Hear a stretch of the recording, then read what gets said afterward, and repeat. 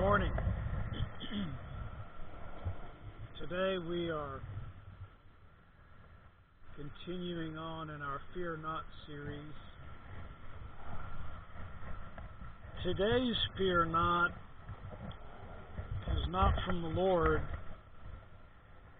It is from a woman in the book of Judges.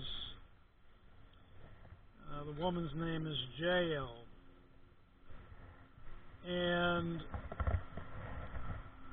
in chapter 4 of Judges, in verse 18, we read the story, "And Jael went out to meet Sisera, and said unto him, Turn in, my lord, turn in to me, fear not. And when he had turned in unto her into the tent, she covered him with a mantle. And he said unto her, Give me, I pray thee, a little water to drink, for I am thirsty. And she opened a bottle of milk, and gave him drink, and covered him.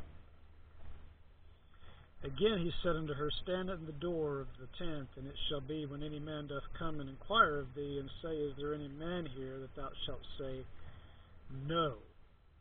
Then Jael, Heber's wife, took a nail of the tent, and took a hammer in her hand, and went softly unto him, unto Sisera, and smote the nail into his temples, and fastened it to the ground, for he was fast asleep and weary, so he died. And behold, as Barak, in verse 22, pursued Sisera, Jael came out to meet Barak, and said unto him, Come, and I will show thee the man whom thou seekest. And when he came in unto her tent, behold, Sisera lay dead, and the nail was in his temples. So God subdued on that day Jabin, the king of Canaan, before the children of Israel. And the hand of the children of Israel prospered and prevailed against Jabin, the king of Canaan, until they had destroyed Jabin, king of Canaan. So what's all of this? So Jael was the wife of Heber, which was a man in the lineage or in the nation of Israel. And Israel was being subdued by and oppressed by Jabin, who was the king of the Canaanites, and Jabin, who was the king, his general was Sisera. And Sisera had 900 chariots of iron. And he oppressed Israel for 20 years. But the Lord discomfited Sisera's army, disarmed them, beat them, and now Sisera was on foot. He was running from Israel. And he found himself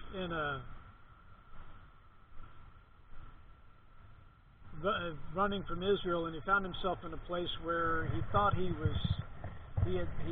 had found himself a place of safety. And Jael said, Come on in unto me. Lay down, rest for a minute. He wanted some water to drink, and she gave him milk. Gave him some warm milk and a blanket. And in so doing, she lulled him to sleep. And while he was asleep, she took a tent nail and a hammer and nailed his head to the ground with that tent nail and killed him.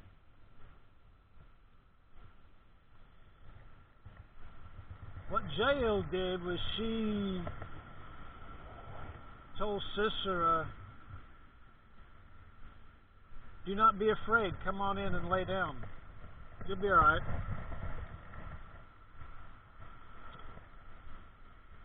So, what's the point? Well, there's several. I mean, we can derive several things from this story. One thing is that God fought for Israel. Number one. Israel had been disobedient. God had allowed them to be subdued by the Canaanites and Sisera. And then, when Israel had repented, when they had asked for forgiveness, and then God turned the table, and Israel once again defeated their enemy, the Canaanites. The general of Israel was was Barak. And Deborah at this time was judge over Israel. And Barak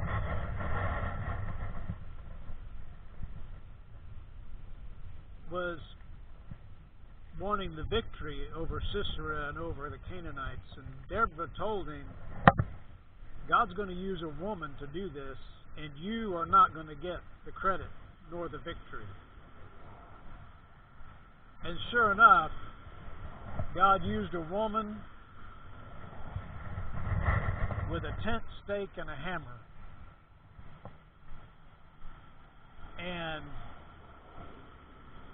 Barak was not allowed the victory, not allowed the credit for the victory over the Canaanite army. You see, God can use whomever He chooses. He can use whatever He chooses. And in this case, remember, Sisera had 900 chariots of iron. Back in a day when iron was not really that common, especially when it comes to chariots and whatnot. There was a lot of wood used, I'm sure, but iron. He had iron chariots and tens of thousands of men, and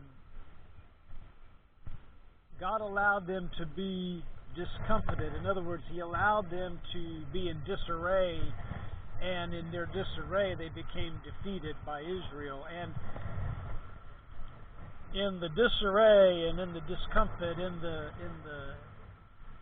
the melee, Sisera lighted off of his chariot and went out on foot and fled from his enemy, the Israelites. Went into a place he thought was neutral or reasonably safe, and found himself in the hand of this woman who had a tent stake and a hammer. So, a woman, and women in that day were not warriors. They kept the house. They tended the children. They were not turned to war. But in this case, God used a woman, an unknown, unseen woman, to defeat the Canaanite army. So here's one lesson we can glean from this, is that God uses whomever He chooses, whenever He chooses, and however He chooses. I've said this before. Remember that professionals built the Titanic and amateurs built the Ark. The Ark still exists. It sits atop of Mount Ararat. The Titanic lay at the bottom of the ocean. And when when the Titanic sank, it sank in a part of the ocean that at that time, in that day, was impossible to reach. They couldn't even send unmanned probes down that far. It's only been within the middle to late 20th century that they've been able to get unmanned vehicles, and I think it was 2 years ago they sent a bathysphere down, and it imploded and killed everybody in it. But that's why the pressure down at that depth is so intense that they couldn't get anything down that far back in that day when the Titanic sank. And like I said, it was not approachable up until the middle to late 20th century. So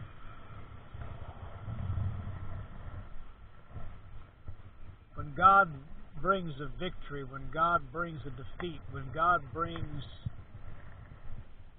an event, it is a decisive event.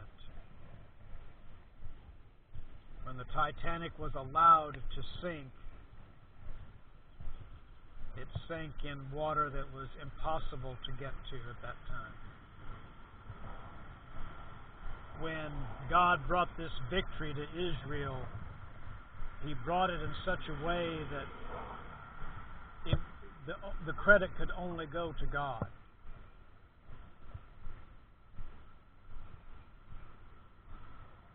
The Sisera had this army, this massive army with 900 steel or iron chariots, and no one dare go up against him. The intimidation factor alone was pretty amazing. But this woman, Jael, she enticed him with, "Fear not, come on in, lay down. I'll take care of you." She lulled him to sleep and then killed him. Here's another take on this story. It worked out for the benefit of Israel, and it was God's plan that it be so. But Sisera, this was a man of war.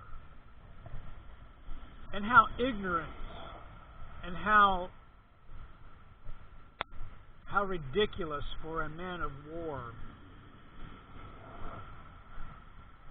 to trust an individual to say, "Come on in, don't be afraid, lay down here, here's some warm milk, and here's a blanket, you go ahead and go to sleep, it'll be alright." Sisera traded safety for comfort. I'm going to say that again. Sisera traded safety for comfort. He was tired. He wanted a binky. He wanted some more milk. And he laid down, and Jael killed him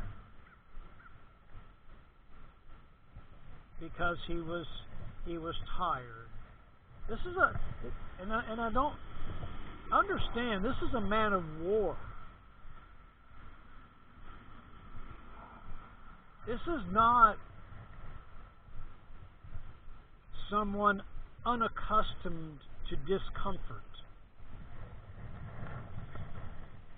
This is a man of war. And for a glass of milk and a warm blanket and a place to lay his head, he was killed. So the message would be, who are we listening to today? Who are we putting our trust in today? Who are we listening to that's telling us fear not? If it's anyone but the Lord, it's likely the wrong person. The Lord is the only one that can deliver, that can keep safe, that can guard, undergird, guide, direct, lead. Anyone else, we should be righteously cautious. There's a scripture in 1 John 4:1. It says, "Try the spirits whether they are of God." What does that mean? That means just because you have a feeling, an inclination, or you feel like the Spirit of God is speaking to you or telling you to do this or that or something else, try the spirits. Ask for more depth, more direction, more confirmation from two or more Bible-believing Christian people that you trust. Do not rely on a single comment, a single word, a single phrase, a single emotion, especially emotion. You lean on the Word of God and you ask God for direction, confirmation, wisdom, leading, direction. Because there's always that time where you listen to the wrong voice, or you listen to a voice and you perceive it to be the Lord, and it leads you in a wrong direction. Some would say, well, that's your own fault for not listening to the Lord, or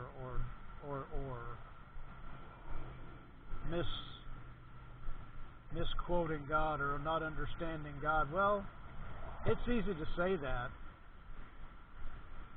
We've all, if we're truthful, we've all had some event in our lives where we listened to the wrong voice, or we perceived a voice to be the Lord and it wasn't. We perceived the direction to be this way and it was actually that way. Or the voice offered a direction, it was actually stand still and see the salvation of the Lord. The point is, try the spirits. Don't trade comfort. Don't trade safety for comfort. Do not trade safety for comfort. Safety does not equal comfort. Safety could be you're in the right place, but you're exhausted. You're sleep deprived. You're hungry. You're tired. You're weary. You're any number of things, but you're in a safe place. You're in a place where you're not going to be killed. You're in a place where you're not going to be misled. You're in a place where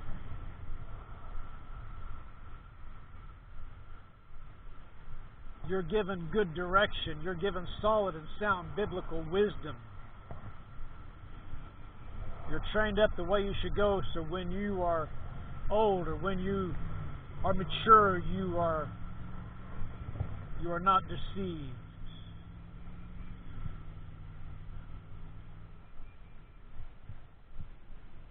So again, safety does not equate to comfort. Do not trade safety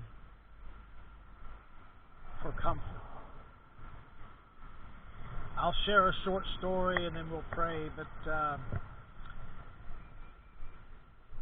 there was a time in my own life, my wife and I, we were looking for a job, praying for a job, and the job appeared.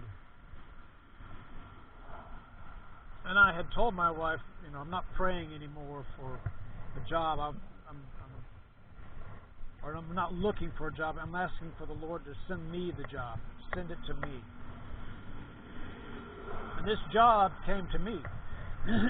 Came to me in the form of an email. And I never got peace about the job.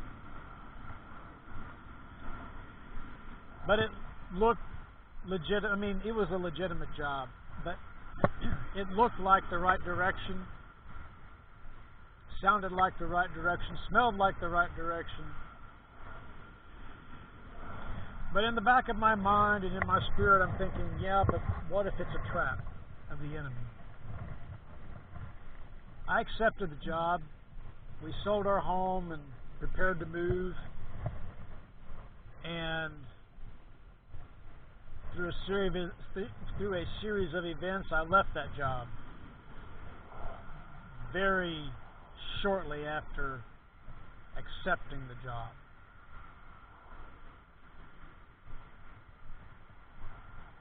Had to come back to the community that we were intending to leave. And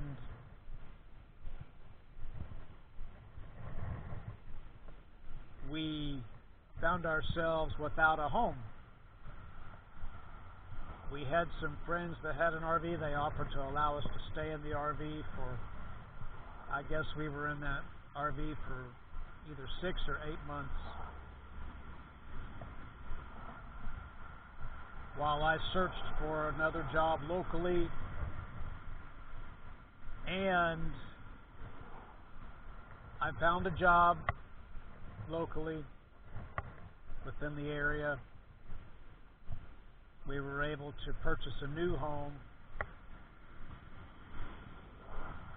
and that's where we currently are today, in that particular home. But my point there is, we traded safety for what we perceived to be comfort. In other words, it was going to be a better salary, it was going to be this and that. We were chasing the wrong thing. We were chasing money. We were chasing, I don't know if you want to say prestige, because it really wasn't that prestigious of a job. But we were chasing the wrong things. We prayed about it a little bit. We didn't pray about it nearly enough as we should have. And we didn't try the spirits. We didn't, because the person that extended the job offer wanted an answer, and wanted an answer rather quickly, which was clue number one. When you're rushed, it isn't God. When someone or something is pushing you, insisting on an answer, insisting on you to do this, insisting, it's not God. If it's rushed, it is not the Lord. If you're pushed and pressured and you have anxiety about it and you're stressed about it, it's not the Lord. He does not operate that way. Now, be sure that when there's a direction and God leads and it's the right direction, things can happen quickly. But it's a smooth quickly. It's not pressure. It's not oppressive. It's not stressing. It's just a quick movement.